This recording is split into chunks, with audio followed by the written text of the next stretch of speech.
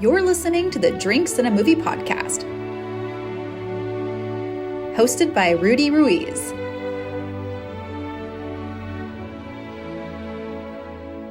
Spoiler alert.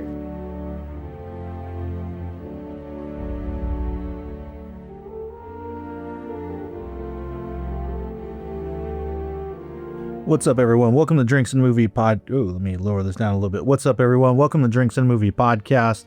I'm back, and I'm going to start another series, kind of similar to the Bond series I did last year, where I'm going to do the 3 Lord of the Rings films. So, these are movies I've been wanting to revisit for a while, so I figure, all right, let me do it. Let me talk about them on the podcast. It just so happens that this weekend they're also screening at AMC's, I believe the extended versions. It's January 17th, Saturday, as I record this. Last night at home, I watched Fellowship of the Ring from 2001. Tonight, I got a ticket to see Two Towers in theaters. And then I'm hoping tomorrow I'll be able to see Return of the King in theaters as well. So I'm going to it's going to be a big Lord of the Rings weekend. And yeah, I just thought this would be fun to do. I'm like, you know what? Just kind of like the Bond movies. Let me watch these ones. Again, I'm an adult now. I did see them when they first came out in theaters, but they never, I don't know, hit me, and I never became a super big fan like most other people. It just, I saw them the one time and then that was it. I didn't really think about it much after. So, I'm excited to look back and just kind of see like, all right, well, now as an adult, just watching it as movies, like how am I going to feel about them? So here we go. Before we talk about Fellowship of the Ring, though, my drink of choice for today is going to be Little Book. This is the 2025 release, Chapter 9, None for Granted. I was hoping to do this one, in 25, like soon after I got it, but I never got around to it. So I wanted to do it now before it, we get too deep in the 2026. So what's cool is I actually got this bottle signed by Fred No, Master Distillery. Little Book is Freddie No, his son's project, but Fred No signed my bottle, which is pretty cool. He was super nice.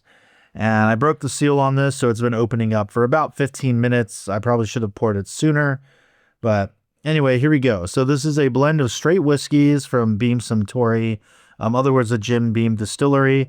It is 121.8 proof, and it's a blend of 7 to 11-year-old whiskeys. So the mash bill is undisclosed, but we have a list of what's in here as far as the whiskeys go. So we have 11-year-old Kentucky Straight Bourbon, 8-year-old Kentucky Straight Rye, 8-year-old Kentucky Straight Bourbon, 7-year-old Kentucky Straight Bourbon, and another 7-year-old Kentucky Straight Bourbon. So, I guess if there was an age statement, it'd be 7, but we know we've got 8 and 11-year-old whiskey in here as well, including a rye, so should be good.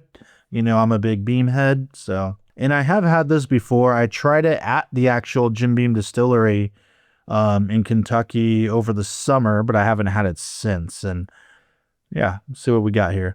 So the nose, caramel brown sugar, definitely like the Jim Beam characteristic, the kind of Jim Beam note, it smells like Knob Creek and all the classics. Some spice for sure. Yeah, a lot of alcohol kind of jumping out of the glass, seeing as how this is still a pretty fresh crack. Again, it's been opening up for about 10-15 minutes. I've been swirling a lot. Go in for the taste. There we go. Cheers. All right, so that was first sip. I'm going to go second sip in a moment here before I start to kind of talk about it. I'm doing this right after recording that Rocketeer episode. Don't know if that'll be out before or after this, but so I had a little bit of a warm up prior, but this is still coming in pretty hot right now. So let me give it a little second before I jump in again. Ooh, yeah, that's a strong one. So it's very viscous. Man, lights up the whole tongue.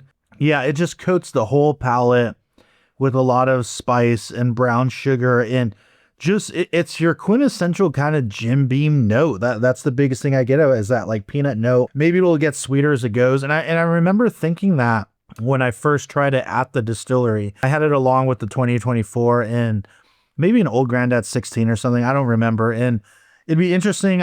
Maybe I should have brought down some Knob Creeks to try this next to, but it's just Jim Beam all the way, like the perfect kind of representative of that Jim Beam flavor, that kind of peanut, brown sugar. And as of now, that's the most I get out of it. The finish does linger kind of long. Not super flavorful. Again, it's super viscous. It's like pretty thick and punchy and lights up the tongue in a nice way. Maybe a little cinnamon on the back end. I don't want to go as far as to say bitterness, but you definitely get a lot of that like char, the barrel char vibe. So I'm gonna let this sit here a little bit, and yeah, we'll start talking about the movie. So it is a good one. If you like Jim Beam products, like I don't think you can go wrong with this. So if you see it and you're into getting their bottles, you like Little Book, I think this is a good one. It's not super experimental like some of their other ones. Like I said, they're just kind of a classic Jim Beam bourbon, but yeah, check it out. But yeah, so let's get into it, guys. Legend tells of a ring created by an ancient evil that gave its wearer the power to enslave the world. Believed lost for centuries, it has now been found. Is it secret? Is it safe? This is the One Ring, forged by the Dark Lord Sauron. Sauron needs only this ring to cover all the lands of a second darkness. He's seeking it all. His thought is bent on it.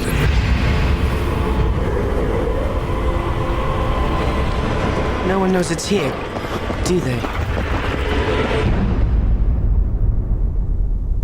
Do they, Gandalf? The weapon of the enemy is a gift. Let us use it against him. You cannot wield it. None of us can. The ring must be destroyed. It was made in the fires of Mount Doom. Only there can it be unmade. I know what I must do, but I'm afraid to do it. One does not simply walk into Mordor. There is no other way.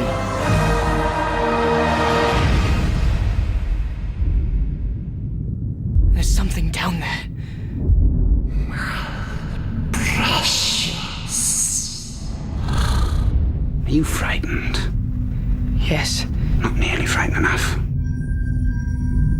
The Fellowship of the Ring, the first of the Lord of the Rings films, directed by Peter Jackson. And again, so this one I didn't see in theaters when it came out. I remember it being a big deal when it came out, but I just never saw it. I'm not particularly into the fantasy style films, and I never read the books by J.R.R. Tolkien. And that's another thing. So I'm gonna tackle this review like not talking about because I'm not familiar with the books.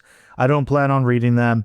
I'm just going purely off of the movie, and I watched it last night at home and just kind of my thoughts on that. But when I think back, I remember seeing this one on DVD as a kid. I mean, 2001, I was probably in 6th or 7th grade. So I'd say definitely the right age to get into this trilogy. And I saw it on DVD because I remember we had the original Xbox, and at that time, if you wanted, the cool thing was you could watch DVDs on the Xbox, but you had to buy a remote that was separate. So I remember at some point getting the remote, and the DVD remote came with the DVD of Lord of the Rings, Fellowship of the Ring. It just kind of came with it as a package. So I remember putting it on and watching it, and my mom probably stayed for like 30 minutes and left. And I don't know why, but I just remember watching it by myself. And I remember also watching it with like friends, and I don't know, for some reason there was aspects of it that we found, we're just kind of stupid little kids.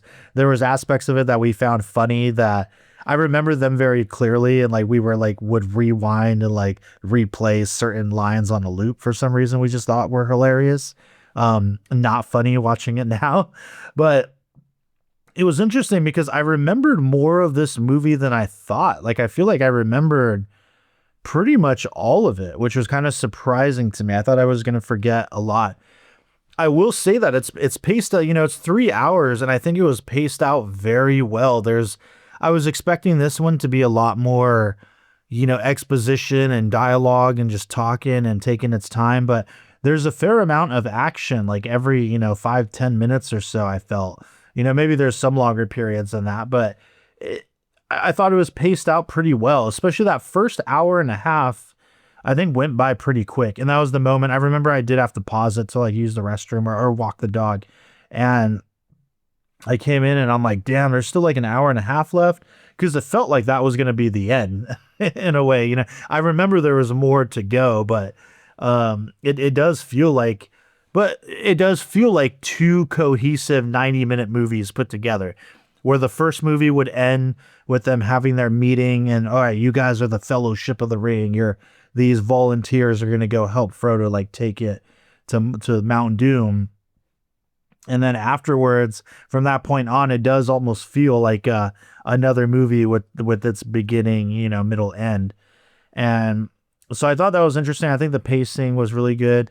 If you need to know the synopsis, I'll just read it right off IMDb right now. A meek hobbit from the Shire and 8 companions set out on a journey to destroy the powerful One Ring and save Middle-earth from the Dark Lord Sauron. Now, I will say there were points where, I kind of wanted to do the extended cut, because I've heard that I don't like extended cuts, or most of the time I just think it's kind of nonsense, and you realize like, yep, that's why they cut it out. It definitely didn't belong in the movie. But I've always heard that the trilogy of Lord of the Rings extended cuts are like really great. And I wanted to go that route, but I was cooking dinner, and by the time I put the movie on, it was already like 10:30 at night. And I was like, all right, I don't have time for I'm not trying to do like a 4+ hour movie right now, so I was like, let me do the regular one. I think Two Towers, when I see that tonight's going to be extended, so that'll be cool. But all that to say, sorry, everybody, is story-wise, and there are some aspects of it that I still don't quite understand or pick up. So I will say, as someone who's just coming in and watching this, not knowing the books or anything, it does seem to me like there's some stuff where it's like, if you read the book, you'd obviously appreciate it more, but you'd have a deeper understanding of some things that are going on. I should have taken notes as I was watching it to remember those points, but I just wanted to be sucked into the movie, so I can't quite recall them at the moment. But yeah, there were just some aspects where I'm like, wait, like, all right, who's this person? What are we quite doing? Why this? And it didn't bother me enough to take me out of the film, but it did stand out to me. And I think that's part of why maybe when I was younger, I also wasn't, super into it, but not a big deal. I mean, I think the movie is still good. I love the way it ends. The music is great. I forgot who did the music. Great music, great directing and filmmaking. The cast is stacked. Everybody's great, of course. And from the filmmaking perspective, like all the forced perspective stuff with like Gandalf and the hobbits and everybody else, I think is so well done.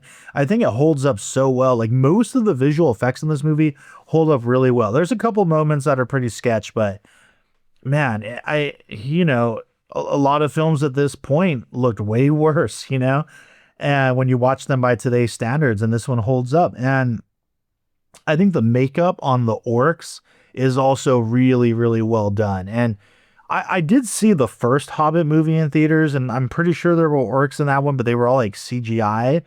And this one, it's like you can tell it's people in costume and makeup and prosthetics, and it looks really good. And again, I hate to keep saying this, but it's that type of filmmaking that you like just don't see anymore. It's like a real bummer.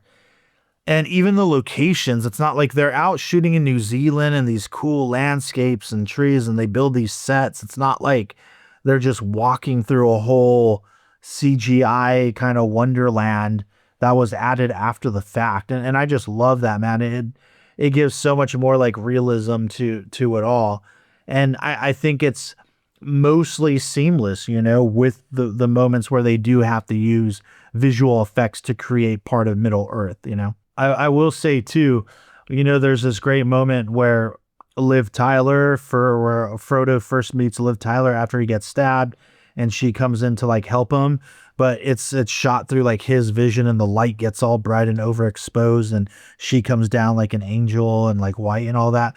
And I will say, having met Liv Tyler before several years ago when I was working at the bar, that is kind of the vibe when you see her. She is one of the most beautiful people on the earth. And it was really cool. I'll tell you that, like cool and just chill, just like a cool person. Some of these celebrities are pretty terrible, but of my experience, she was not one of them. And she has that vibe. It's like you see her and there's like this energy that emanates in this white light and this angelic quality. So I thought, because I always think back to that, like, seeing her and like helping her with the drink or whatever when I was working, and that was kind of the vibe. So when they visually show that in this movie, I was just like, oh wow, yeah, that's pretty real. So that's kind of funny.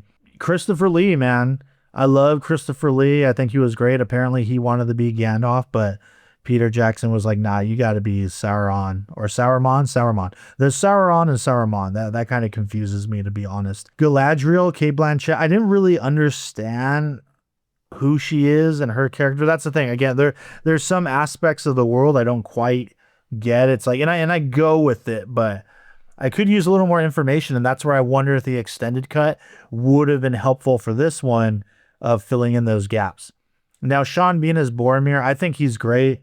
Alec Trevelyan, right? Goldeneye. I think he's great. I thought that his death was going to have a bigger emotional impact on me, because I remember when I saw this when it first came out, that was kind of like a big moment, and it's shot though. It's in slow-mo. It's clearly a big moment. It's at the climax of this movie, and there's this whole kind of through line where he, gets tempted by the ring and almost wants to steal it from Frodo right before this battle happens at the end. But I don't know. It still just didn't quite hit me. Like, I didn't think there was enough there to build up to that moment. And that's one of those parts where I think like, oh man, maybe if I knew the book, it would be a bigger, deal and all that. Well, so this movie was nominated for quite a few Oscars. We got Best Picture, Best Actor in a Supporting Role, Ian McKellen, Best Director, Peter Jackson, Best Writing Screenplay based on material previously produced or published, Best Art Direction, Set Decoration, Best Cinematography, Best Costume Design. These are nominations, by the way, not wins. Best Film Editing, Best Makeup, Best Music Original Score, Howard Shore, that's the composer. Best Music Original Song, Best Sound, and Best Visual Effects. So it won 4 of these, I think. So it won Best Visual Effects, it won Best Music, Best Makeup, and Best Cinematography. Wow. So that's really great. That's cool. And yeah, I think all of that is well deserved. And I gotta say, like, Peter Jackson, I mean, I know Peter Jackson from like Dead Alive, right? AKA Brain Dead, that crazy like zombie movie, and Bad Taste as well. I've never seen, what is it, Heavenly Creatures, and maybe that's something I gotta watch, because I was looking at his filmography again. It's been a while, and I'm always curious, and like, what was that transition period from like Dead Alive to Lord of the Rings? Because if you've seen Bad Taste, if you've seen Dead Alive, it's kind of crazy and hard to imagine that this would be the man that would go on to direct this epic trilogy. You know what I mean? Like, in the 70s, 80s, those people had Star Wars. Like, what's cool and interesting is, like, when I was growing up, Star Wars was a thing for us too. But in my lifetime, as far as like the cultural zeitgeist, big epic movies and trilogies, it's like Lord of the Rings was, I would say, like my generation's kind of epic, trilogy of sorts. I mean, I can probably cite the Harry Potter films for that as well to kind of fit that bill. Maybe the Marvel movies, I guess that can fit in there, at least up to Endgame. Everything after that, just no. But really, like Lord of the Rings, and something that you can look back on and still great. And like, again, like Academy Award recognition, like on that level of film. And so, I mean, that's pretty cool. I forgot where I was going with that, but yeah, damn, I don't remember where I was going with that. Whoops. Oh, I was talking about Peter Jackson, and it's just amazing. So I got to see Heavenly Creatures. I never saw The Frighteners. I really need to see that. And I believe that was the movie he did right before he got into Lord of the Rings. That's the one with Michael J. Fox, and there's like ghosts and all that. I never saw it, but I love Dead Alive, and Bad Taste is really fun. Dead Alive is a really fun, just wacky movie. And again, when you see them, you're like, man, that guy would go on to make this. But at the same time, he was one of those filmmakers that just had a lot of ingenuity and a lot of drive. Like when you watch Bad Taste, and it was like him just making this crazy ass movie with his friends on, I think they shot on 16, or maybe not Super 8. I think it was 16. And it just so balls to the wall. And he's over here like playing 2 different characters in the movie. Like there's a scene in Bad Taste where he fights himself, where he's like a bad guy and he's also the good guy, and they fight like on this cliff. Like he's in the movie, and it's so crazy. And he did a lot of the special effects and all this puppetry and made these creatures and these monsters. And I love seeing that, like those humble beginnings. And it's like, yeah, you like deserve to be where you're at and you deserve to get, your ticket to make this. And I love that. It's like that ultra independent film kind of mentality, but given the reins to do something pretty epic. And they shot these movies. I mean, the studio definitely took a risk because they shot these movies all back to back, like before Fellowship of the Ring even came out, from what he said. So it was a big roll of the dice. Obviously they spent a lot of money on these and they didn't know if it was going to work or not. And again, those are the kind of risks I think you don't see as much anymore. It's very rare and few and far in between. And if anybody wants to try and argue me with that, then go ahead and leave a comment on the Instagram. I would love to get into that if you can point out some other films on this that have made it on this scale, and especially coming from a director that, if you know his history, not quite a safe bet. But yeah, all in all, I'll probably start wrapping it up right here. Yeah, it's a good movie. Now, do I feel like I'm a super fan of this now, seeing it as an adult? I'm now 36. I'm watching it with a fresh perspective. No, I think I'm still not. It's good, and I would rate it pretty high, but it still hasn't impacted me on like any profound level. Now, we'll see when we get to Two Towers and Return of the King if that will change. We'll see. But I do like it. I'm glad I've rewatched it. I mean, this might be something that maybe every year I'll like check it out. You know what I mean? And I'm glad I saw it again. And it is good, but it hasn't, left a huge mark on me, I must say. So who knows? And maybe I'll end up being somebody that does go and read the books. Like I said clearly on the podcast that I would never read the Bond novels. And then now I'm like 10 books in, so who's to say? But yeah, Fellowship of the Ring. I mean, it's a good movie. Like any way you slice it, it's a really good movie. If you haven't seen it, like jump in and watch them. And if you can catch them in theaters, do that. It'll probably be gone by the time I release this episode. But one thing that's pretty cool, and I wish I could have gone to these. Like they do this, I think once a year, but Secret Movie Club usually does a day. I know they've done it the last several years, so I'm pretty sure it's once a year, where they will screen all 3 of the extended cuts of The Lord of the Rings back to back. And I think there's like a 1 to 2 hour break in between each movie. And they do it at the $1 Million Theater, which is next door to the Grand Central Market in downtown LA. So you can go and get a beer and food like in between and all that. And I've always wanted to do it. I was hoping that I would get to do the last screening and then do the podcast after that. It was a few months ago, but it's always at a time where I'm busy on Saturdays. I think it's typically Saturdays or Sundays. And, obviously it's a long day. I think they run the first movie at like 9 or 10 a.m. and it doesn't end until like 1 a.m. or midnight by the time all 3 films are done. So I just haven't managed to get to do that. But that'll be something I'll probably do in the future. Assuming I have the free day, I would love to see these on film prints, in a big screen, like back to back. It's a whole lot of movie, a whole lot of Middle Earth, but I think that would be pretty cool. If any of you have gone to the Secret Movie Club screenings and you have that experience, leave a comment and, share it with me. I'd love to hear about that. I am excited to see Two Towers tonight. It's 6:28 right now, so I've got 2 hours to get over there. So that should be pretty fun. But yeah, so I'll end it here just to make sure I've got enough time and all that. Let me talk a little more about this little book, see how it's opened up. Ooh, spicy. Just good, spicy Jim Beam. Little Book 2025. That's all I got to say on that. Oh, man. Okay. Well, yeah, that's a wrap on this one, guys. Lord of the Rings, The Fellowship of the Rings. Leave a comment. Let me know if you love this movie. Your thoughts. Did I make a mistake by not watching the extended cut? I hope not. Again, I started it pretty late and I just wasn't quite ready for like a 4-hour excursion. And I kind of assumed, to be honest, that this would be more like exposition heavy. And it wasn't. So I'm like, damn, maybe I should have done that. And maybe it would have filled out some more things for me, but I'm pretty sure Two Towers tonight is going to be extended. I hope it is. So that should be pretty cool. And yeah, we'll see what's good, but that's a wrap on this one, everybody. Oh, one more thing. I am on Letterboxd now. So, follow me up. My username is Rudy. That's RUDY _. capital D, AA, and then capital M. Rudy, damn, drinks in a movie. I guess that username kind of sucks. So I don't know if I can change it after the fact, but maybe I'll change it at some point.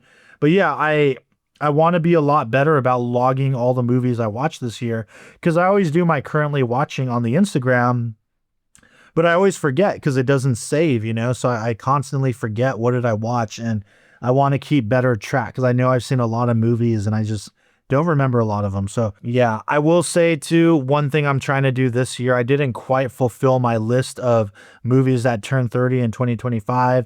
I think some of those I'm still going to try to hit this year, even though I'm late. Another series I think I'm going to start doing after Lord of the Rings is watching every single Oscar Best Picture winner. So that's something to look forward to if you have any interest in that.